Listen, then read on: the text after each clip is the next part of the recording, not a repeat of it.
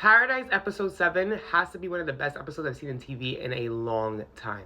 There was no point in the episode that my heart was not racing. I felt like I was watching like a real life news coverage of a national disaster happening in our world. Like that's how real it got. That's how realistic it got.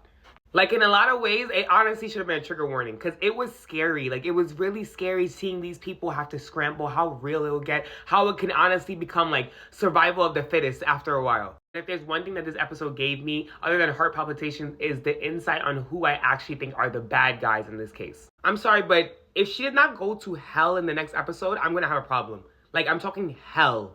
They were having an acting off, like they were battling on who was the better actor, and I do not know who won because it was that good. They both did that good. Justice for the president. This is the only man who exhibited humanity and compassion in this entire episode. I feel like everybody else was kind of like very much like scrambling and in it for themselves, like without giving too much away. But this man, he showed compassion. He did what he could, which was not much, obviously, but he did what he could. And honestly, he is not to blame for Terry's situation. He is not. I don't care what anybody said. I don't care if that's an unpopular opinion. He is not to blame. I feel like he's just looking for somebody to hate and he chose the president. His acting in this episode was a 10 out of 10. Like, Sterling Brown deserves everything. But let's talk about his character itself.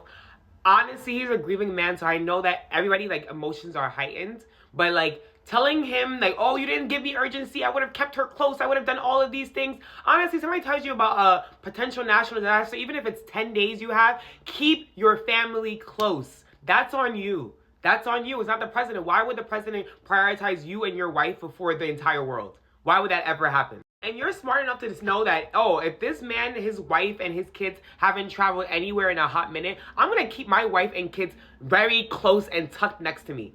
The moment she was in Atlanta, it was over. Just like he said, it was over. It was honestly over. But that phone call between the two of them, like, I actually was holding back a tear. I really was. It was so emotional, so raw and real. What caught me off guard was she an MVP? Like, she kind of was, like, eating in this episode. Like, she was really sacrificing herself, like, putting herself, like, at the forefront of, like, gunfire. I think that she actually proved herself to me. I thought she was just kind of, like, the president's mistress vibe. But now I see it. I see the power in you. I see it. That episode was so good, it could have been a finale. It really could have. I am sacked next Tuesday for that finale.